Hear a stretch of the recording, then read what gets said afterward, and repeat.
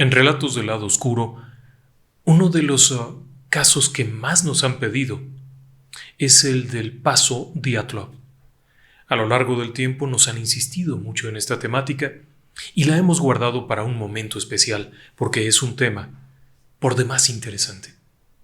Y esta noche, déjeme decirle que estamos celebrando, que estamos llegando a los 200,000 suscriptores. Y por ello estamos de fiesta. Y como estamos de fiesta, hemos querido tratar este tema tan especial. Es un tema que, aunque usted no lo crea, a pesar de tener 60 años o más, sigue vigente. Y sigue tan vigente que en el año 2019, el gobierno ruso volvió a abrir el expediente para hacer una nueva investigación. Por supuesto, habrá que comentar al respecto. Sin embargo, sigue siendo un caso vivo. Comenzamos.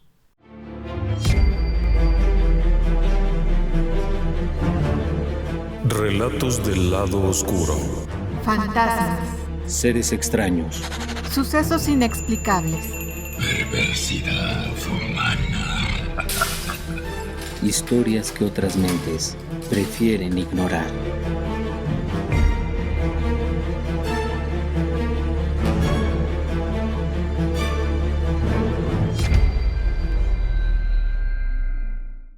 Hay que ir atrás en el tiempo. Acompáñeme. Es 1958 y estamos en la Unión Soviética. La Unión Soviética está pasando por un periodo de transformación, después del periodo stalinista o el periodo de Stalin, en donde la Unión Soviética se vio sumergida en verdaderos horrores. El enemigo estaba en casa, pero también estaba afuera. Durante la invasión nazi en la Segunda Guerra Mundial, millones de soviéticos murieron. Y posteriormente, durante las purgas siguientes, en la paranoia de Joseph Stalin, también hubo muchísimas personas muertas. Son territorios que estaban increíblemente marcados por la tragedia, por la desgracia, la muerte, desde la época de la propia revolución. Así que estas no son personas cualquiera. Los soviéticos habían sobrevivido a la revolución de 1918. Se habían sobrepuesto a las grandes purgas previas a la Segunda Guerra Mundial, lo que provocó que prácticamente el ejército soviético estuviera desarmado cuando llegó la Segunda Guerra.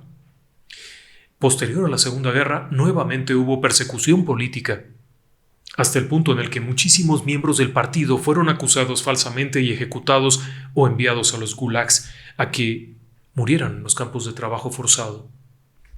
Internamente, la represión, las limitaciones eran tremendas.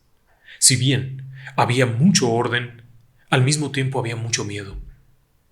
Las personas ejercían diversas funciones, así por ejemplo alguien podía ser estudiante por la tarde y ser obrero por la mañana, aspirar a algo más buscando todo tipo de cosas. Pero dentro de este mundo había un aliento especial, por ejemplo, a los deportes. La Unión Soviética se esmeraba muchísimo en mostrar que eran grandes deportistas. Así que se alentaba a que los jóvenes, desde muy temprana edad, incluso niños pequeños, practicaran deportes. No era raro que esto ocurriera. Y, por supuesto, eran grandes atletas, personas muy fuertes, muy sanas, que trabajaban, estudiaban, tenían diferentes ocupaciones, eran personas increíblemente activas. En aquel año de 1958, Joseph Stalin ha muerto.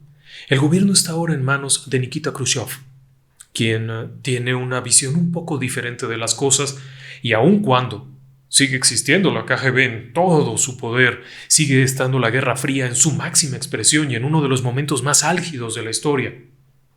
El hecho es que dentro de la Unión Soviética hay ciertos aires de cambio, y esto ha motivado a que muchas personas tomen la vida de una forma más alegre y se inventan excursiones, paseos, clubes, todo dentro del ámbito de la propia sociedad soviética, comunista, muy cerrada.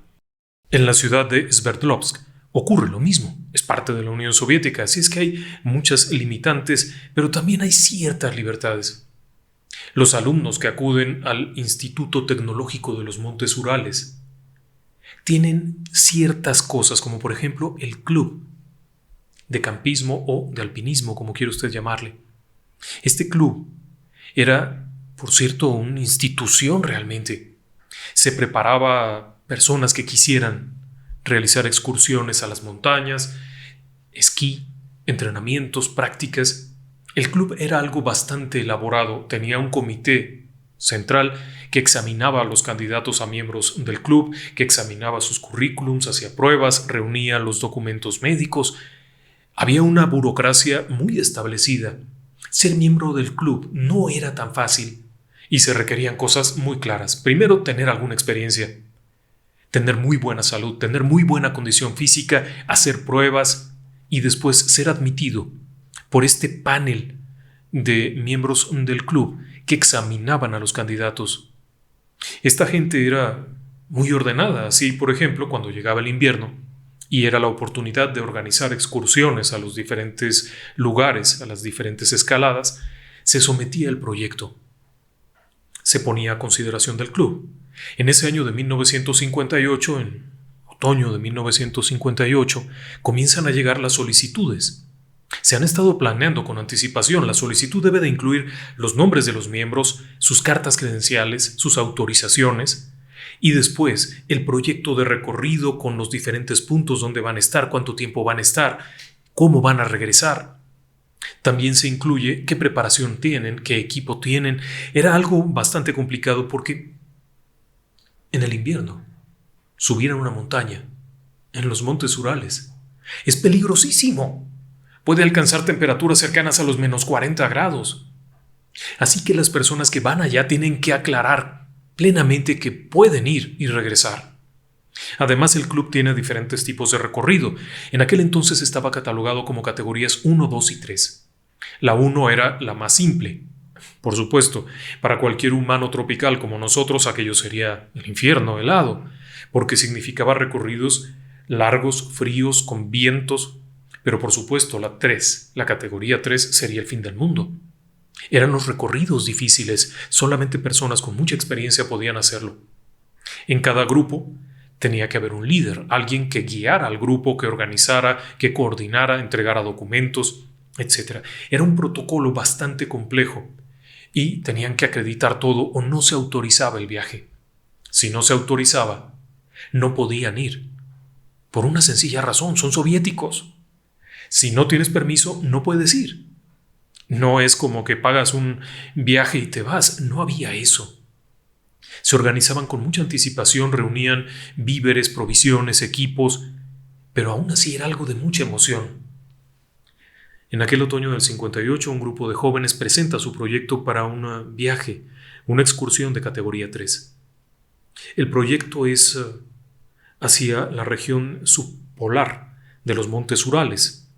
Es un recorrido relativamente corto en comparación con otras escaladas porque algunos de los miembros de este equipo ya están trabajando y solamente tienen periodos de vacaciones cortos. Por lo tanto, el viaje incluye la salida desde Sverdlovsk para llegar después a las diferentes ciudades del recorrido hasta la aldea de Visay. El recorrido desde Sverdlovsk hacia adelante es en tren. Salen en un tren, viajan a gusto, pero cuando llegan a Visay es el último punto en donde hay tren.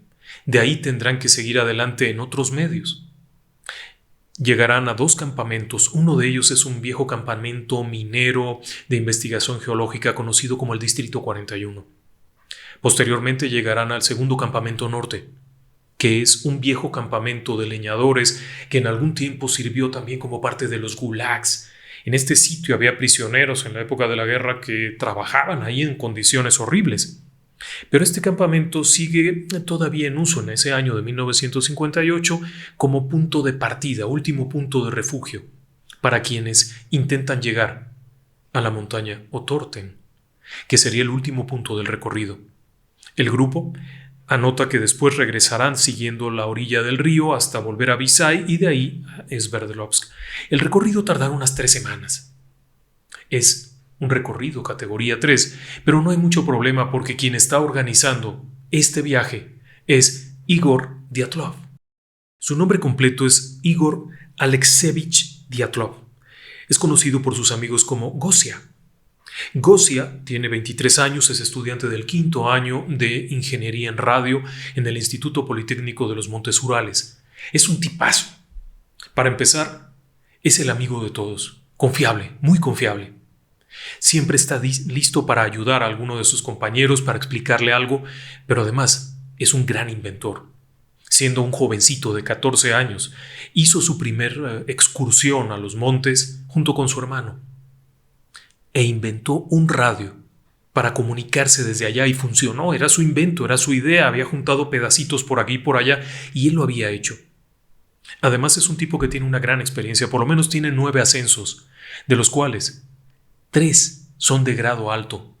En 6 de las expediciones ha sido el líder del grupo y tiene numerosos otros viajes que no están catalogados, pero frecuentemente en invierno suele salir a esquiar. Es un gran esquiador de fondo, es decir, que puede recorrer grandes distancias.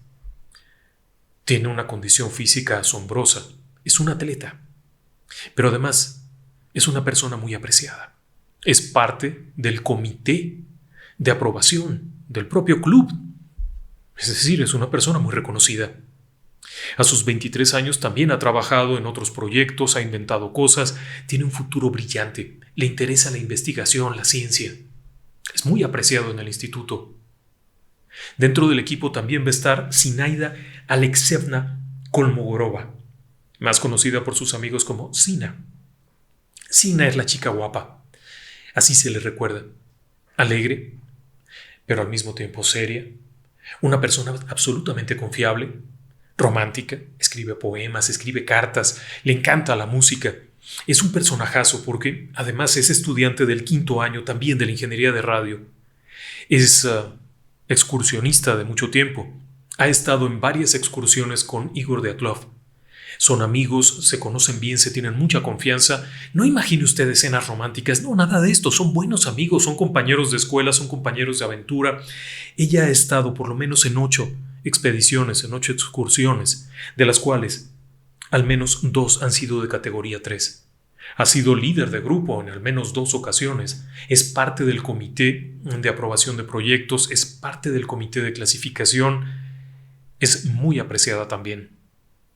Es una mujer, además, que es particularmente apegada a su familia. Escribe con frecuencia, se mantiene en contacto.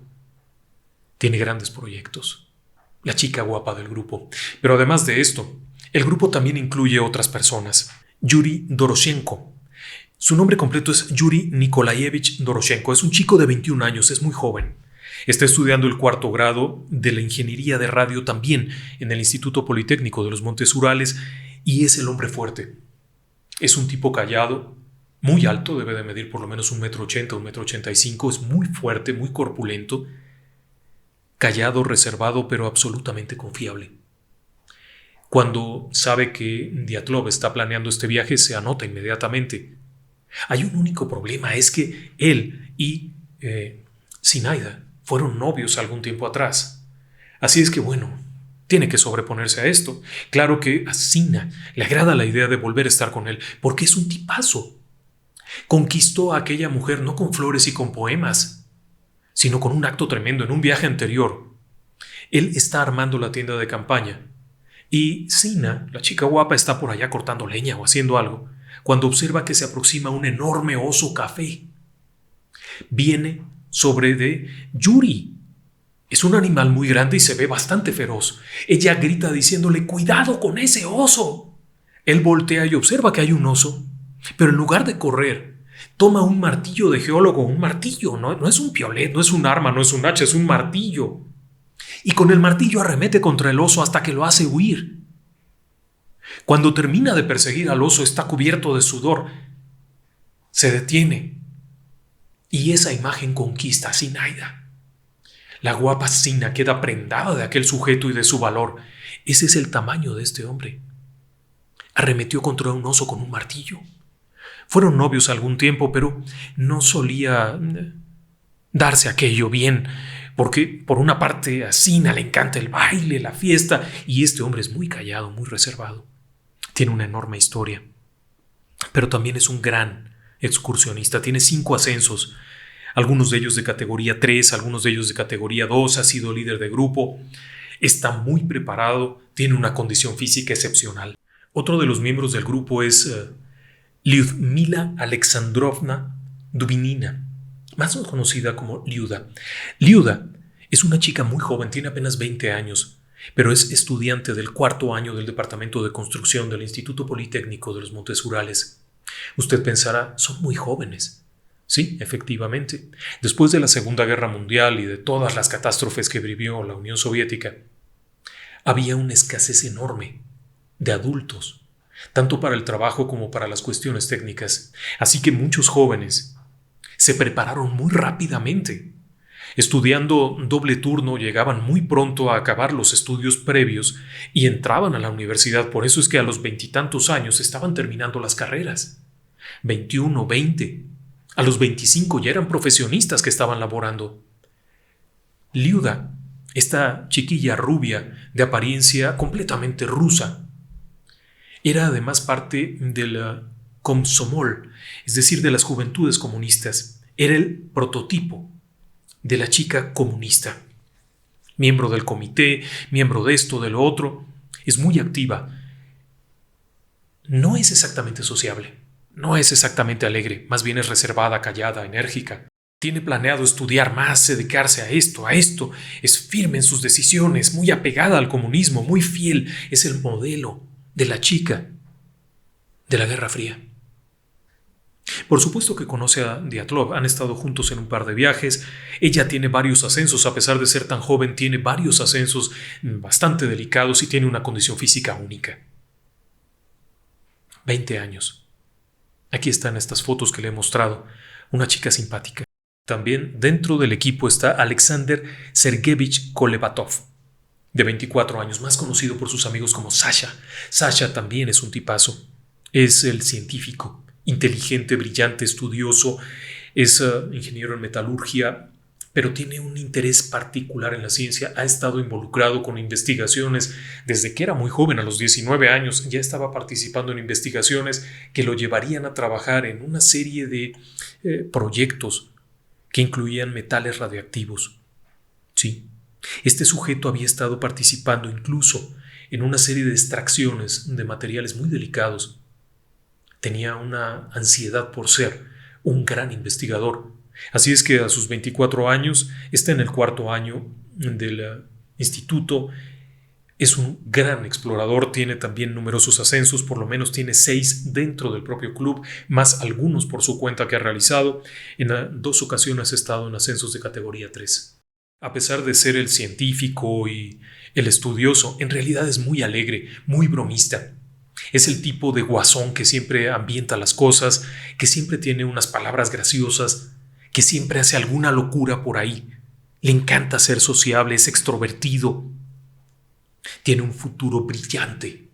También está Yuri Alexeyevich Krivonichenko. Su nombre real es Georgi, pero todos le dicen Yuri.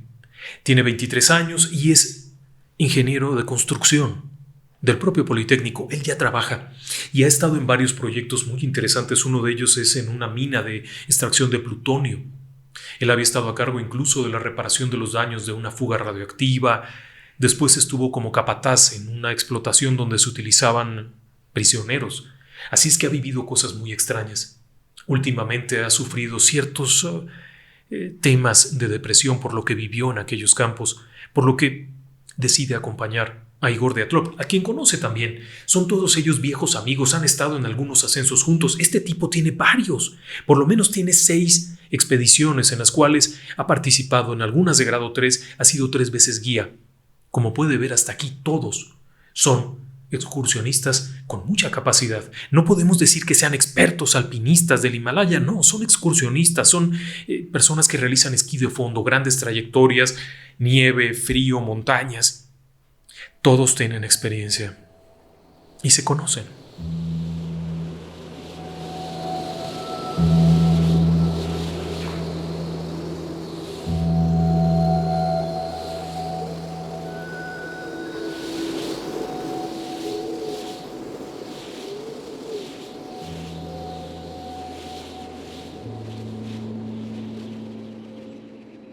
Después viene Rustem Vladimovich Slobodin, más conocido como Rustic, también de 23 años, es un ingeniero mecánico.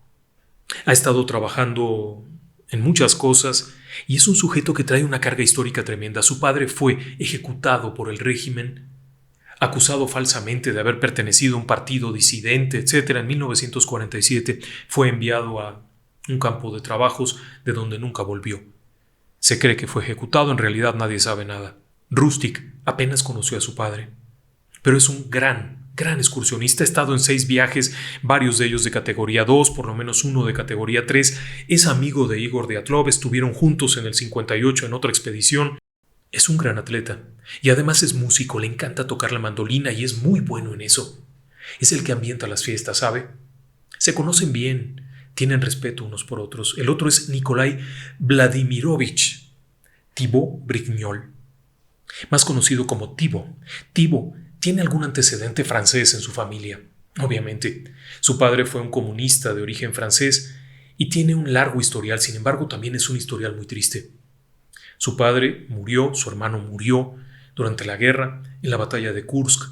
A su padre aparentemente fue ejecutado, pero hay quienes aseguran que no. Como fuera, vivieron momentos terribles.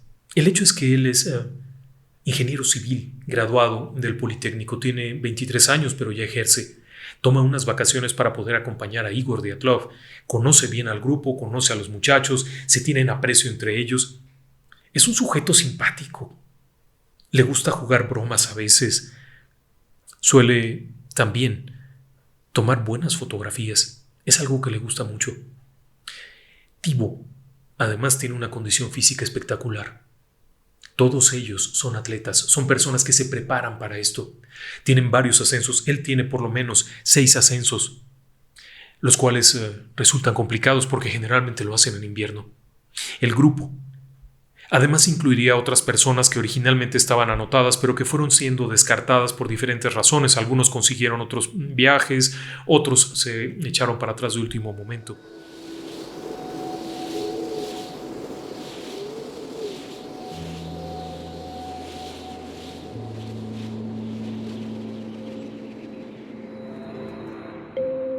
Dentro de los 9 originales del equipo de Dyatlov también estaba Yuri Yefimovich Yudin, más conocido como Yuri. Simplemente como Yuri. Con esos apellidos estaba complicado decirles de otra manera. El hecho es que Yuri, a sus 23 años, también era un personajazo. Conocía bien al equipo, había hecho numerosos ascensos. El año anterior había estado con Igor Dyatlov, era miembro también del comité. Cuando están a punto de salir, sin embargo, se incorpora un 10º miembro. El 10º miembro es alguien totalmente ajeno al equipo. Su nombre es Simeon Alexeyevich Zolotaryov. Es un hombre de 38 años. Es un personaje enigmático que causa cierta incomodidad al equipo. Cuando se enteran que tienen que llevarlo, no es de su agrado. En primer lugar, no lo conocen, nunca lo han visto, no saben de dónde viene, ni a dónde va, ni nada. No entienden por qué lo tienen que llevar. El sujeto es un viejo combatiente de la Segunda Guerra. Fue condecorado por haber participado en la batalla de Stalingrado, sobreviviente de Stalingrado, estuvo en diferentes frentes e incluso participó en la caída de Berlín. Tiene 3 medallas otorgadas por el régimen soviético.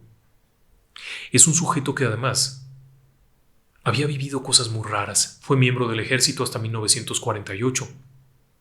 Después se dedicó a trabajar como instructor de atletismo, obtuvo diferentes clasificaciones y podía dar clases. Eso era más o menos esencialmente lo que hacía, dar clases. En ese año de 1959, cuando se asigna al grupo, es porque está buscando una especie de certificación para poder ejercer como maestro de excursionismo de largo recorrido. Algo parecido. Lo que quiere es reunir suficientes ascensos y suficientes excursiones como para acreditarlo. Y la clasificación que le otorga el club del Instituto Politécnico es muy necesaria para él, por lo que lo asignan a ese lugar. Pero es un tipo muy raro. Está divorciado, ha dejado atrás a su familia, vive encerrado en una pequeña habitación, no le está yendo nada bien, tiene un historial terrible porque además su hermano fue fusilado en 1943 por colaborar con los nazis. Trabajaba para la policía de los nazis. Cuando los nazis se retiran, los soviéticos lo capturan, lo enjuician y lo fusilan como traidor. Así que su historia, a pesar de que había ocurrido muchos años atrás, lo seguía persiguiendo. Era un fantasma que estaba detrás de él y le había costado que incluso en varias ocasiones, al solicitar empleos, le fueran rechazados por el estigma de ser hermano de un traidor a la patria. Es un tipo callado, sombrío, extraño. No habla mucho, no ríe mucho. No parece tener un lugar junto a estos jóvenes ruidosos y alegres. Como sea, el 23 de enero de 1959, tras la aprobación del proyecto de viaje, del itinerario, de los planes, etc., se inicia el recorrido. El recorrido sale de Sverdlovsk en tren hasta llegar a Visay, de donde toman un pequeño transporte que los lleva a los demás campamentos. El viaje, de acuerdo con lo que describen los jóvenes en sus diferentes correspondencias y telegramas que enviaron, iba viento en popa. Todo muy bien. Están contentos, están alegres. Estando en Visay, ven una película con música. Esa era una novedad, porque déjeme decirle que en el régimen soviético había mucha restricción en cuanto a lo que se veía, se leía, se oía. Así es que ver una película que era austriaca, ni siquiera era rusa, fue motivo de celebración. Todos lo anotaron en sus diarios, mandaron postales. Hasta ese punto todo va muy bien. Cuando salen de Visay, Yudin se queja de un dolor en la espalda. Asegura que le duele algo. Cuando llegan al campamento en el distrito 41, el dolor es tan fuerte que no puede seguir. Se excusa y corta el viaje. Yuri Yudan aseguraba sentir un dolor de ciática tan fuerte que no podía seguir adelante y entorpecería el viaje, por lo que decide regresar hacia Visay, en donde tomará el tren de regreso. No puede seguir. Es una pérdida enorme, porque además es un sujeto al que quieren mucho, le tienen mucha animación, se lleva muy bien, sobre todo con la señorita, con Liuda, la chica de 20 años. Han llegado a tener una relación muy cercana. No son novios ni nada, pero se tienen mucho aprecio. Antes de partir, Yudan reparte entre los compañeros las provisiones que lleva, reparte algunas prendas que no le van a ser necesarias, pero que pueden servir. No es que no lleven suficiente, pero siempre hay que proveer algún extra. Y después es llevado de regreso. A la distancia, los 9 que han quedado del equipo observan cómo se aleja el trineo que lleva las cosas, y tras de este, Yuri Yudan esquiando. No pierda de vista eso. A pesar del dolor de espalda y lo que usted quiere y mande, se aleja esquiando. Los 9 participantes se despiden al tiempo que se detiene un momento. Yuri mira hacia atrás y se despide. Los 9 jóvenes no volverían a ser vistos con vida.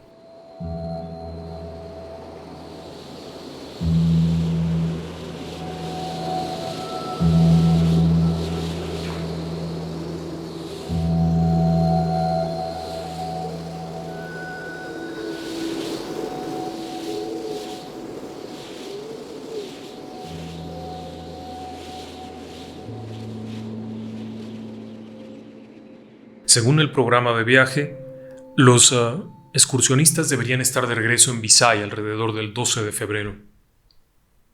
Los días comienzan a pasar y no regresan, pero eso no es tan raro, tienen provisiones adicionales. Así es que pueden tomarse un par de días extras. El clima ha estado bastante fuerte en cuanto a ventiscas, nieve, lo que puede excusar que puedan tomarse 2 o 3 días. El 15 de febrero comienza a haber cierta preocupación, sobre todo en Sverdlovsk, en donde no hay ninguna noticia del equipo. Han asegurado que regresando a Visay enviarían un telegrama apenas llegar, informando de su retorno a salvo, pero no lo han hecho.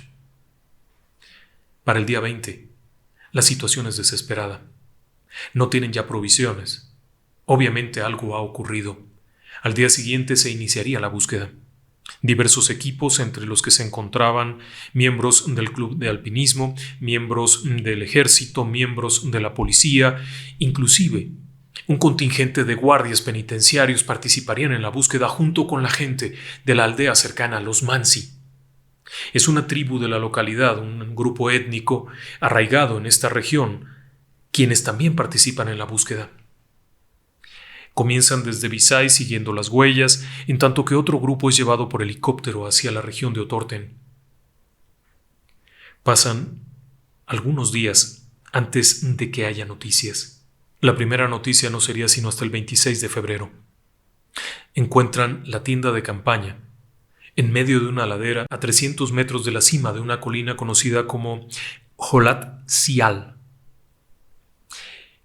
Es una zona muy especial. Es una zona con una larga historia. Jolat Sial quiere decir la montaña de la muerte. La tienda de campaña está a unos 300 metros del summit, en la ladera. Está destruida. Cuando llegan ahí los primeros rescatistas, los primeros buscadores, encuentran la tienda de campaña vacía, no hay nadie adentro. Sin embargo, en el interior de la tienda de campaña encuentran ropa, mucha ropa, la ropa propia de una excursión. Encuentran correctamente colocadas en una de las esquinas de la tienda las botas de los excursionistas. Encuentran cámaras, 4 cámaras, las 4 cámaras que sabían que llevaban los excursionistas las encuentran ahí dentro. Encuentran una lámpara con baterías, encuentran comida e incluso encuentran algo muy peculiar. Dentro de la tienda de campaña encuentran un producto que es parecido al tocino, saló, le llaman. Es un producto rico en grasa, muy grasoso, que se come precisamente por estos fríos terribles. Se necesita recuperar esa energía calórica y está cortado. Esto se corta en el momento que se va a preparar, lo que hace pensar que estaban por preparar la cena. La tienda de campaña se arma en los últimos momentos del día con la luz solar y posteriormente se ingresa y ahí se prepara. Hay suéteres, están los abrigos, ahí colgados adentro, colocados. Aun cuando la tienda está colapsada, el interior sigue en orden. Llama la atención esto enormemente y preocupa. Y preocupa grandemente porque si la ropa está ahí, ¿dónde están ellos? ¿Con qué salieron? ¿Por qué salieron? Pero más extraño aún es que la tienda está desgarrada. Desgarrada, rota. En un primer momento las autoridades, porque además hay ahí un fiscal, hay un enviado de la policía que está inspeccionando todo cuando se da la voz de alarma. En un principio se pensó que habrían sido atacados y que desde el exterior se habría cortado la tienda y los habrían agredido. Sin embargo, esto se descartaría cuando posteriormente se examinó con cuidado la tienda de campaña y se determinó que las cortaduras habían sido hechas desde el interior, lo que revelaba una urgencia por salir, una urgencia tal que habían optado por cortar su refugio y escapar por los lados de la tienda, no por la puerta, pero la puerta tampoco era una puerta de seguridad, se trataba simplemente de 2 hojas unidas por unos huesitos de madera. Era un mecanismo muy sencillo. Así que realmente, ¿por qué habían escapado de esa forma? ¿Dónde estaban? ¿Qué había ocurrido con ellos? La respuesta llegaría relativamente pronto. Durante los primeros momentos pudieron identificar numerosas huellas. Hay quienes aseguraban que eran 9 juegos de huellas, es decir, las 9 personas habían escapado caminando de ahí. Es difícil saberlo, poco tiempo después había muchas personas buscando por los alrededores, pero originalmente se dijo, los primeros rescatistas en llegar aseguraban que había 9 juegos de huellas totalmente distintos entre sí y que revelaban que algunos habían comenzado a caminar descalzos. Sí, descalzos. Otros llevaban calcetas o alguna suerte como de calceta gruesa, una especie de calzado que se usaría dentro de la tienda. Y solamente 2 personas tenían botas. Esto es, habían escapado en gran premura. ¿Pero dónde estaban?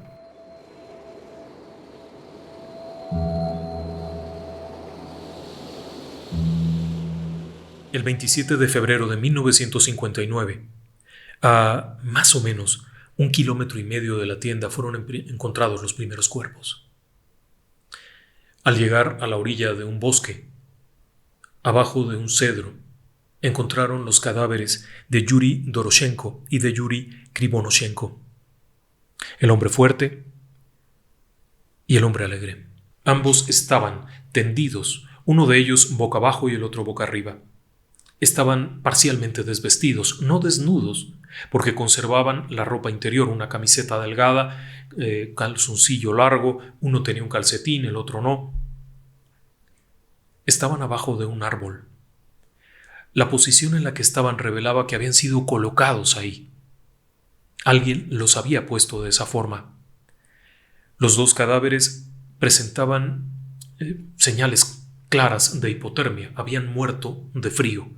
Era de esperarse. Alguien que sale de la tienda y que está semi-desvestido no duraría mucho tiempo.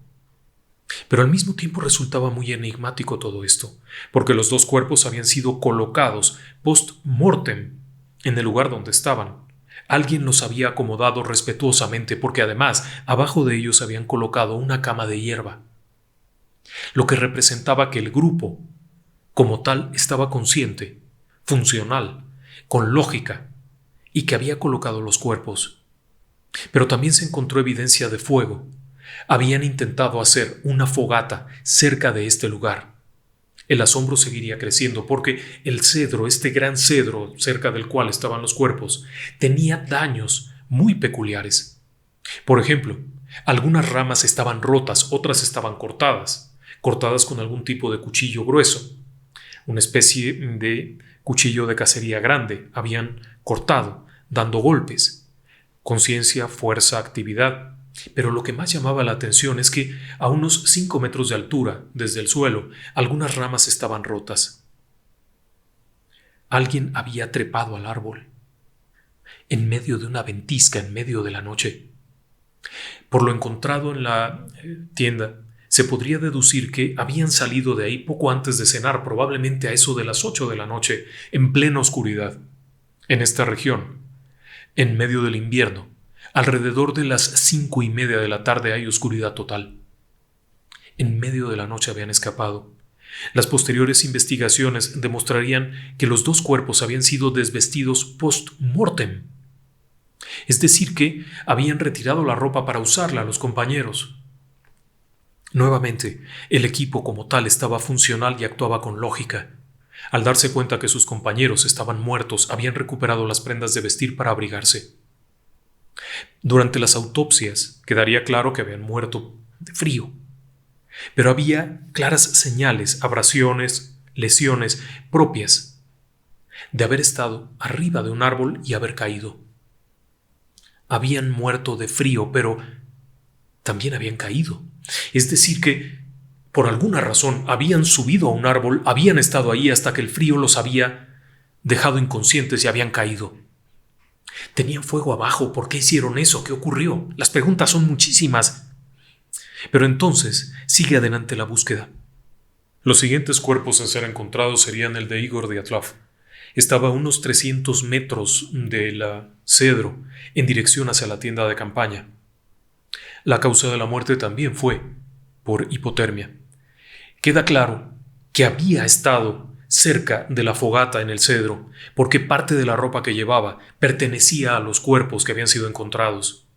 Es decir, que él también había salido de la tienda apresuradamente y había terminado de vestirse con la ropa de los muertos. Probablemente en medio de la oscuridad de la noche intentó regresar a la tienda de campaña y había muerto ahí. Cerca de ahí, unos 200 metros más adelante, fue encontrado el cuerpo de Zinaida. Zina estaba también vestida y tenía parte de la ropa de alguno de los cadáveres. La causa de la muerte fue por hipotermia.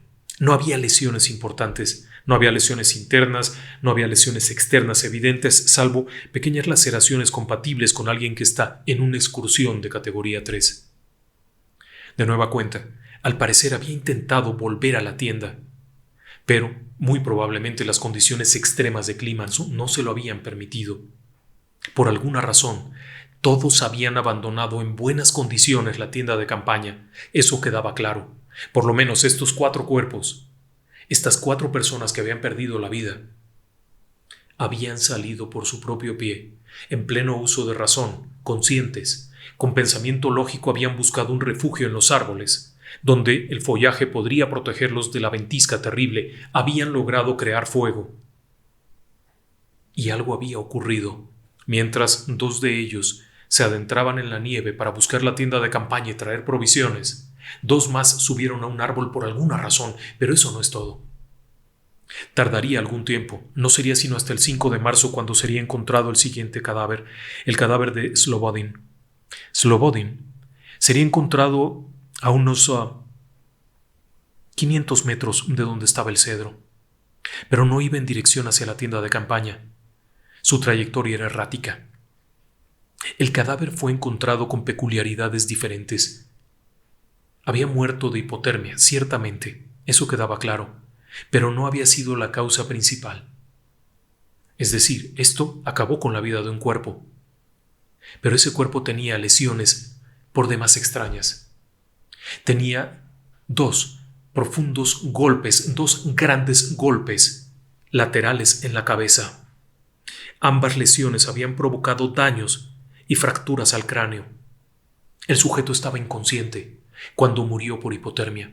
La lesión cerebral fue de una magnitud tal que había fragmentado el cráneo. Algo lo había golpeado con una fuerza tal que le había provocado una hemorragia interna a nivel craneal, dejándolo inconsciente totalmente. La forma en la que había salido de la zona del cedro revelaba probablemente un interés por escapar de algo. Pero quizá parte de lo más extraño vendría más adelante. Parte de lo que se pudo investigar al encontrar el cuerpo es que bajo el cadáver había hielo azul, lo que revelaba que había quedado tendido, vivo y caliente. En ese lugar estaba completamente vestido. Slobodin había terminado su vida, rústic, como le decían los amigos, tendido en medio de la nieve. El calor corporal había derretido un poquito y había formado el hielo. Durante los días siguientes, meses siguientes, habría una búsqueda intensa. Faltaban varios cuerpos. Se habían encontrado 5, faltaban 4. Y las preguntas seguían creciendo. Las autopsias no revelaban gran cosa. En el caso de Slobodin, solamente este terrible golpe, esta lesión horrorosa que lo había afectado. Hay una versión que dice que no encontraron los ojos, otra que simplemente faltaban las cejas, abrasión por la nieve, lo que fuera. El 5 de mayo, un grupo de los propios Mansis, que estaba en la zona buscando los cuerpos de los excursionistas, encontraría restos de ropa y siguiendo estas pistas encontrarían una especie de refugio. Era algo peculiar. Era un refugio hecho de ramas. Obviamente, quienes habían hecho eso tenían conciencia, estaban pensando y actuaban conforme a una capacitación que tenían. Sabiendo perdida la tienda de campaña, sabiendo que había compañeros muertos, buscaron un refugio cercano al río, protegido por una pequeña ladera en una especie de cañada o pequeña barranca. Excavaron en la nieve y colocaron numerosas ramas sobre de las cuales se sentaron. Esta era una opción lógica. Si no tienes una tienda de campaña, busca un lugar donde protegerte un poco de la ventisca. Pon algo abajo para que no estés en contacto con la nieve y espera el amanecer. Eso sería lo que haría cualquier excursionista siguiendo su preparación de supervivencia. Y así lo hicieron, pero no estaban ahí. No había nadie en ese lugar. Estaban un poco más adelante. Los cuerpos fueron encontrados metros más adelante en condiciones muy extrañas. La chica de 20 años, Liuda, como le llamaban sus amigos, sería encontrada en una posición extraña dentro de una pequeña corriente de un arroyo. Una especie de pequeña cascada, apenas 1 metro. Estaba ahí, con la cara contra la corriente, en una posición muy extraña. Al momento de la autopsia, los resultados fueron también muy extraños. Tenía fracturas de costillas en ambos lados. Las fracturas habían abarcado prácticamente todo el costillar. El accidente o el golpe que recibió fue de tal magnitud que desbarató por completo las costillas. Durante la autopsia también se anotó que faltaba completa la lengua, junto con el músculo inferior del paladar, que no se aclaraba exactamente por qué había sido esto. La autopsia era muy parca en ese sentido y también reflejaba que había un líquido negro en el interior del estómago. No era comida. Para algunos peritos que han estudiado el caso, les parecía que era sangre, lo que revelaría que la lengua había sido cortada Para otros, definitivamente la lengua se había perdido, se había desprendido por la exposición. Habían estado casi 3 meses en medio del hielo y el cadáver, específicamente el cadáver de Liuda, había estado en contacto con el agua helada, lo que podría revelar el daño. Pero no explicaba el por qué había ese líquido negro similar a una sangre que ha tenido mucho tiempo. El misterio continuaba, porque las heridas en la caja torácica de Liuda no eran consistentes con una caída, aun cuando hubiera sido una caída fuerte. Una de las teorías aseguraba que, estando en esta especie de refugio sin saberlo, habrían comenzado a mover la nieve y habrían caído en una especie de cañada, una especie de grieta en la nieve de varios metros, hasta llegar a donde encontró reposo su cuerpo, provocándole las lesiones. Sin embargo, había un problema. El cuerpo no había muerto ahí. Esa posición no era su posición de muerte. Y las causas de la muerte habían sido por una hemorragia masiva en los pulmones. Se había acumulado la sangre de una forma diferente. Para algunos, el cuerpo fue arrojado ahí. El siguiente cadáver que sería encontrado sería el de Simeon Solotarov, el hombre mayor, el hombre de 38 años. Estaban totalmente vestidos todos ellos. No pierda de vista que Liuda estaba hasta con botas, estaba preparada para sobrevivir al clima. Simeon Solotarov se entiende que era una persona tremendamente preparada, porque al momento en el que se ha encontrado el cadáver tiene incluso cerillos en una bolsa, pero su cuerpo tiene 2 o 3 cosas todavía más extrañas. La primera es que tiene una cámara fotográfica. El equipo había registrado que llevaba 4 cámaras. Las 4 cámaras fueron encontradas en la tienda y, sin embargo, al momento de recuperar el cadáver de Simeon, se encontró una 5ª cámara oculta. Venía la pregunta: ¿qué intentaba fotografiar secretamente? ¿Por qué tenía una 5ª cámara escondida que solo él sabía que estaba ahí y cuyas fotos no se han revelado hoy en día o no se han entregado? Se dijo que estaba arruinada la cámara y el rollo por la exposición de tantos meses. Había otro detalle muy extraño que no es muy comúnmente conocido, y es que Simeon, al momento de morir, tenía en una mano una pequeña libreta y en otra una pluma. Lo que haya escrito en la libreta no se pudo saber porque la exposición había arruinado lo que estuviera ahí. Una de las teorías afirma que antes de morir intentó anotar algo. La causa de la muerte había sido el mismo golpe, la misma lesión que tenía Liuda. Tenía una fractura en el costado terrible que había llegado a penetrar incluso la región del corazón, provocando una hemorragia masiva incluso en la región de las pleuras, y esto le había causado la muerte. No había muerto de frío, había muerto por las lesiones internas. Es curioso, pero este sujeto no tenía ojos. Al momento de ser encontrado el cadáver, no tenía ojos. Usted me dirá: fauna silvestre. No pierda de vista que todavía no había deshielo. En mayo el hielo seguía cubriendo los cuerpos, así es que no hubo fauna que hubiera devorado esto. Se dijo que la exposición del cadáver cerca del arroyo había arruinado los ojos, que congelados se habrían ido disolviendo. Eso aplica para otras cosas, pero en este caso cuerpos que estuvieron bajo congelación extrema no podían haber sufrido ese fenómeno. Nunca se aclaró qué ocurrió con los ojos. En la autopsia no se dijo si habían sido extraídos o si habían sido dañados por la exposición al clima. El otro cuerpo en ser encontrado sería el de Kolevatov. Kolevatov estaba bien vestido. Estaba preparado para resistir el clima, aun cuando no tenía gorro. Tenía suficiente ropa como para arroparse bien y cubrirse la cabeza. La causa de la muerte había sido por hipotermia, pero al igual que en el caso de Slobodin, el motor que lo llevó a la hipotermia no era de causa natural. El cadáver presentaba una lesión espantosa en el cuello.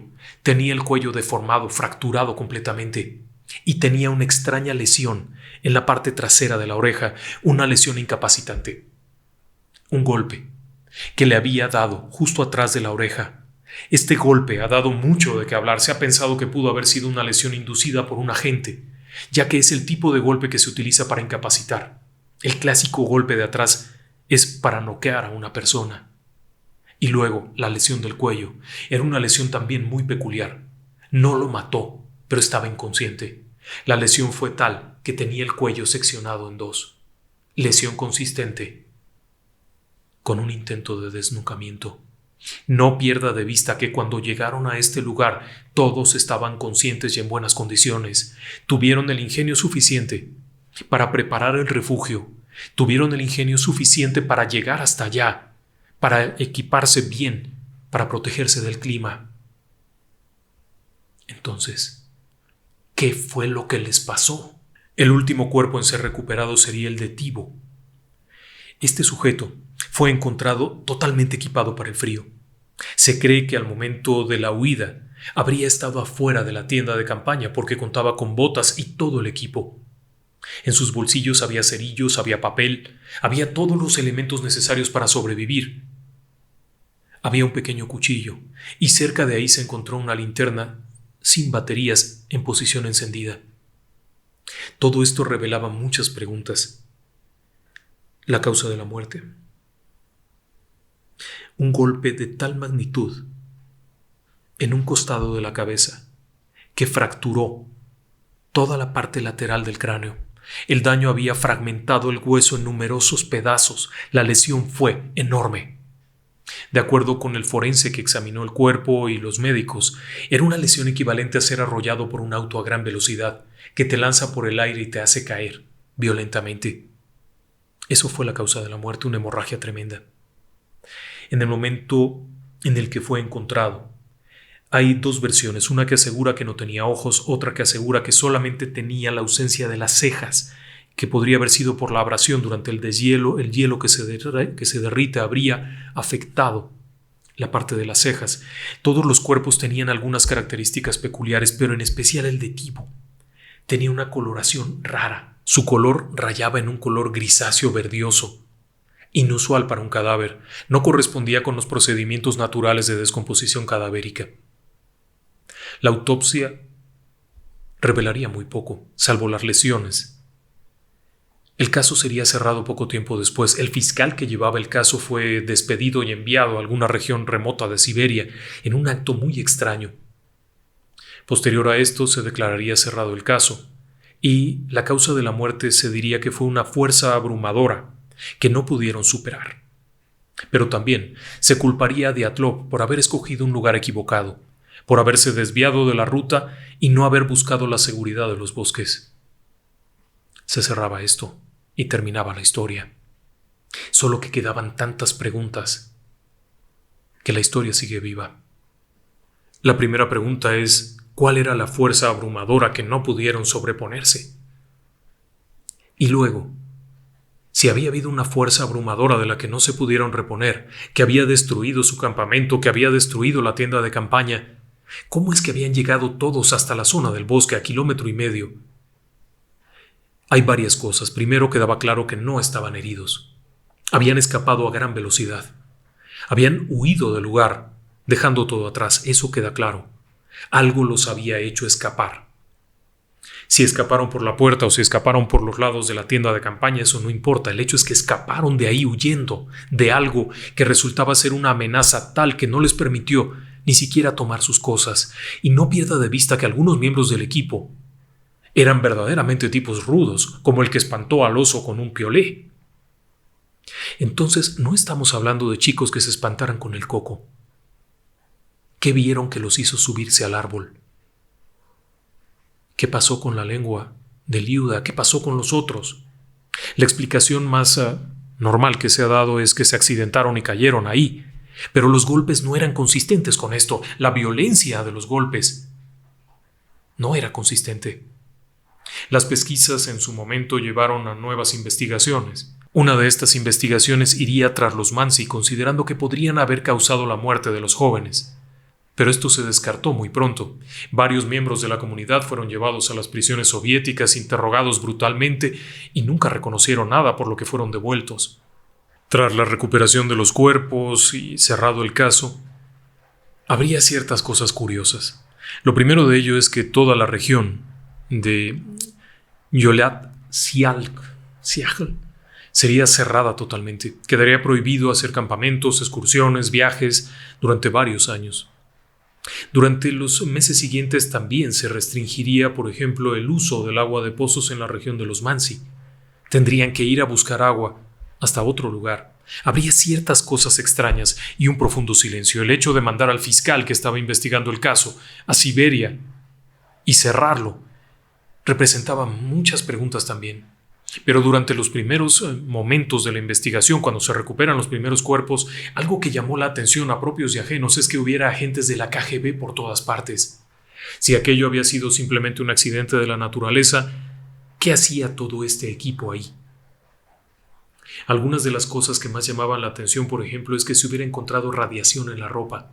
No sería sino hasta los años 80 que se liberaría el expediente y se sabría que en las ropas había algo de radiación, pero no era algo dramático ni tan extraño. El tema de la radiación no era tan importante porque al menos 2 de los miembros del equipo habían trabajado recientemente en lugares en los que había radiación, uno de ellos en la recuperación de un sitio de un accidente y otro trabajaba con metales radioactivos como parte de su investigación, lo que explicaría que estuviera contaminada la ropa. Habría que reconstruir los hechos. El viaje había sido excepcional. No había ningún problema, habían estado muy contentos. Cada uno de los miembros del equipo tenía un diario. Y aparte había un diario general de todo el equipo. Las anotaciones, que se revelarían posteriormente, daban pie a pensar que los jóvenes estaban de muy buen ánimo. En general, todo el tiempo estuvieron de buen ánimo. Hubo mínimas fricciones en un momento porque una chica le pidieron que cosiera la tienda de campaña y ella no sabía coser. Otro momento fue cuando se fue el amigo aquel, Yuri Yudin, que tuvo que irse. Pero en general, estaban de buen humor. Las fotografías que se recuperaron de las cámaras también revelaban que había un estado de ánimo diferente. Es decir, que no estaban ni en un proceso de pleito entre ellos, no había depresión, las fotografías revelaban esto. Eran tomas de ellos bromeando, jugando, no había ninguna evidencia de inclinación hacia las mujeres, lo cual revelaría algún tipo de situación de índole sexual. No había esto, las fotografías no revelaban eso. Y, como dato extra dentro de la investigación criminal y las autopsias, se reveló que ambas jóvenes no habían ni sido ultrajadas ni habían tenido ninguna actividad de tipo sexual durante el tiempo que había transcurrido el viaje. Es decir, no era un viaje romántico. No había habido ningún avance en ese sentido. Toda la investigación arrojaba que el equipo estaba en orden, armónico y avanzando. Se dijo en su momento que se habían perdido y esto había ocasionado la tragedia. La realidad es que no. La realidad es que se habían desviado un poco hacia el oeste y habían acampado en su última noche al pie de la montaña de la muerte. Quizá porque desde ahí se veía muy bien el paisaje del monte Otorten frente a ellos, lo que les permitiría tener un estímulo para seguir adelante. Quizá porque se habían desviado y prefirieron no regresar al bosque para no tener que caminar de más y volver a subir. El hecho es que, hasta ese punto, la evidencia arrojaba que todo estaba bien en el equipo. 9 personas jóvenes, atléticas, fuertes, bien equipadas, con provisiones suficientes, habían dejado una precaución algunos kilómetros antes donde guardaron comida para el regreso. No habían sido asaltados, eso quedaba claro. Descartemos el asalto, porque dentro de la tienda de campaña había cámaras fotográficas, había pertrechos, ropa, botas, algunas cosas que podían ser muy útiles, y la estufa. La estufa era un invento del propio Dyatlov, que llevaba consigo en sus excursiones. Era una especie de calefactor que se colgaba en la parte alta y funcionaba muy bien. No habían tenido problemas, era algo creado por él. Pero no habían tenido problemas. Ese tipo de cosas estaban ahí. Pero también había dinero, dentro de los bolsillos de la ropa que estaba dentro de la tienda y en los bolsillos de los cuerpos había dinero. Llaves, algunos relojes. Así que no fueron asaltados. ¿Qué ocurrió entonces? Vienen las teorías, muchas teorías. El reporte de 2019, el reporte oficial de la investigación de 2019, venía pergeñado ya de origen porque aclararon que solamente se iba a investigar la teoría del clima y aseguraban que fue una avalancha de placa, no como tal una enorme avalancha, sino un deslizamiento de una placa que habría aplastado la tienda de campaña y habría golpeado a los muchachos. El reporte se ha considerado como la última versión y oficial, pero obviamente no tiene sentido. de acuerdo con numerosos investigadores que han estado en el caso durante años.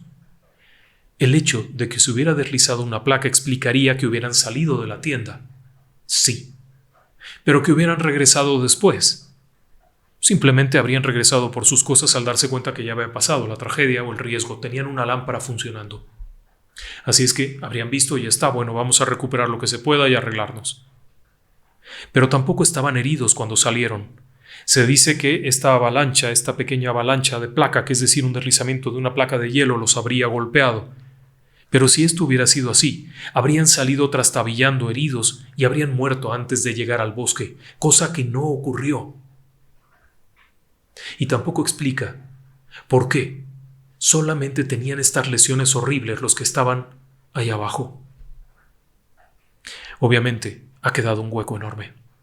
La teoría del asesinato por parte de vándalos Mansi queda descartada. Se investigó a fondo este asunto. Los propios Mansi eran personas relativamente pacíficas. Una de las teorías es que los jóvenes habrían acampado en un lugar prohibido por los Mansi, un sitio reservado de culto, una especie de lugar de muertos en donde había mucho respeto. La realidad es que no acamparon ahí, pasaron de largo. Se dijo que habían violado territorio sagrado y por eso los habían matado. Pero al menos 4 de los muchachos no habían muerto de eso, habían muerto de hipotermia.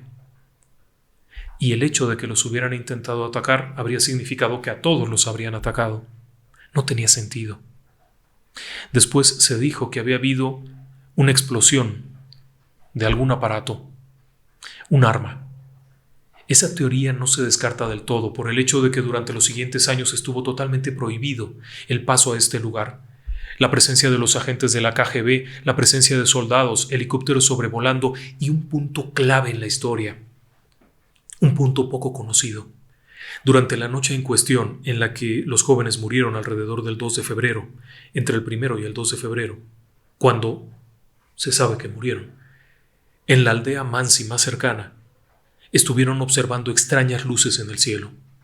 Todavía, hasta hace un par de años, algunos sobrevivientes de aquella época, que en ese momento eran personas jóvenes, o jovencitos, niños, vieron esto en el cielo, que fue un motivo de mucha preocupación porque veían esta extraña luz, que era más bien una esfera de fuego ardiente, moverse en el cielo, en dirección, sí, hacia la montaña de la muerte. Se decía que era un designio maligno, una especie de augurio funesto. Varios Mansi lo vieron. Esa nota no se incluyó en los primeros reportes y no sería conocida sino hasta tiempo después, cuando muchas personas quisieron saber qué ocurrió realmente. ¿Podría haber sido un cohete? ¿Cómo saberlo? ¿Alguna especie de arma, bomba o algo? Posiblemente. Después viene una teoría muy loca, que es que el Yeti los atacó. Bien, en primer lugar, se apoya esta teoría en una fotografía, esta fotografía que le estoy mostrando ahora mismo, pero la fotografía que fue tomada por Tibo es una fotografía de él mismo mal enfocada. En realidad, no era el Yeti. Y no pierda de vista que uno de los miembros del equipo había enfrentado a un oso con un martillo, así que el Yeti tampoco sería un asunto más grave y habría dejado muchísimas huellas en el piso, cosa que no ocurrió. ¿Alienígenas? Es una buena pregunta. Pero tampoco había ese tipo de situación. ¿Por qué habrían hecho semejantes cosas? La mutilación de la lengua, los ojos, parecía algo más humano que alienígena. Aun cuando hubo intensa actividad en el cielo, es de señalar que otro grupo de excursionistas había ido en la misma dirección a unos kilómetros de ahí. Cuando fueron interrogados para saber si habían visto algo raro, revelaron que habían visto extrañas luces en el cielo esa noche también. Es decir que, en conjunto, varios grupos de personas vieron extrañas luces esa noche.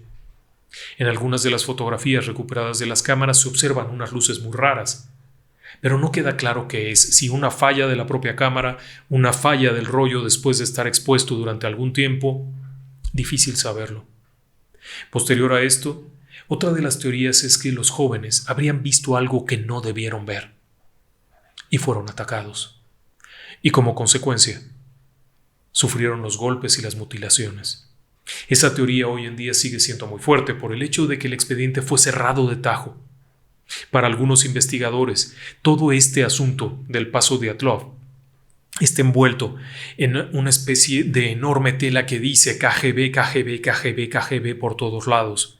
El hecho de que se haya cerrado el expediente, de que se haya prohibido hablar de esto, entrar allá y que se haya cancelado incluso a la propia gente que investigaba, los hayan mandado a otra parte y que a las familias les hayan dicho ya no preguntes, así déjalo mejor, resultaba intrigante. ¿Pero por qué? Ciertamente el grupo tenía este extraño elemento, el hombre de 38 años, misterioso con una cámara oculta, espía. No pierda de vista que su hermano había sido ejecutado por los soviéticos, que él mismo había pasado muy mal el asunto y que era una época en la que cualquier pretexto era bueno para que los Estados Unidos espiara a los soviéticos y los soviéticos a los norteamericanos.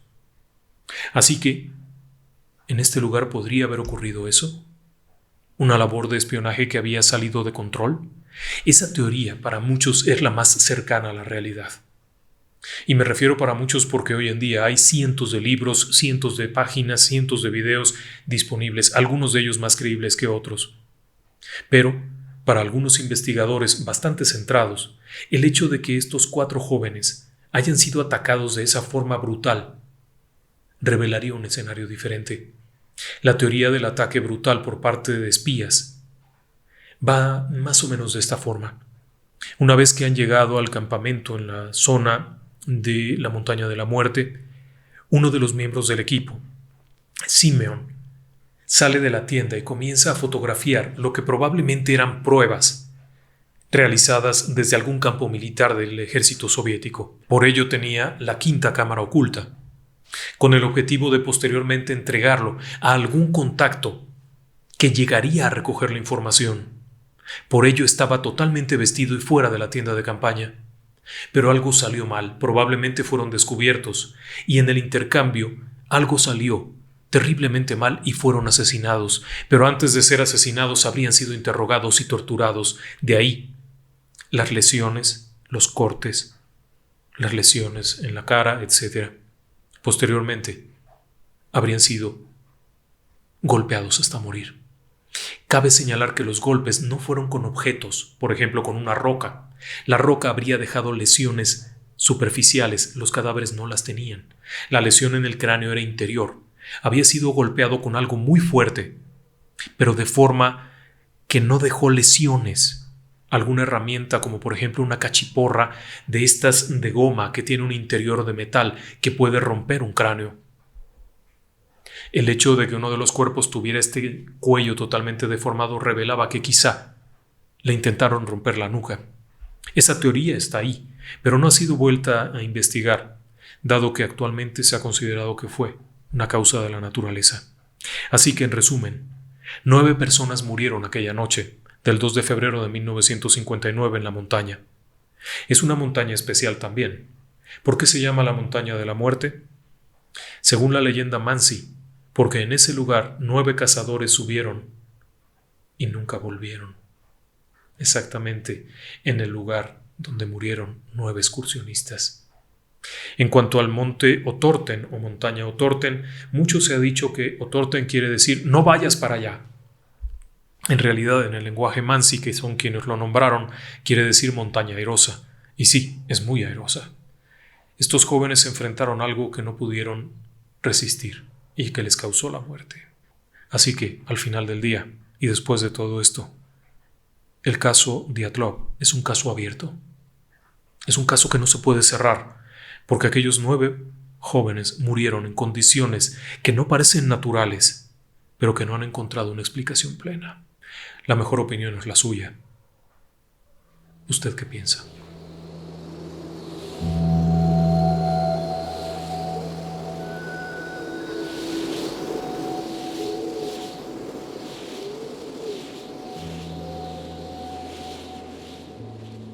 Y ahora, para aligerar un poco el clima, si me lo permite, vamos a mandar saludos y felicitaciones de cumpleaños.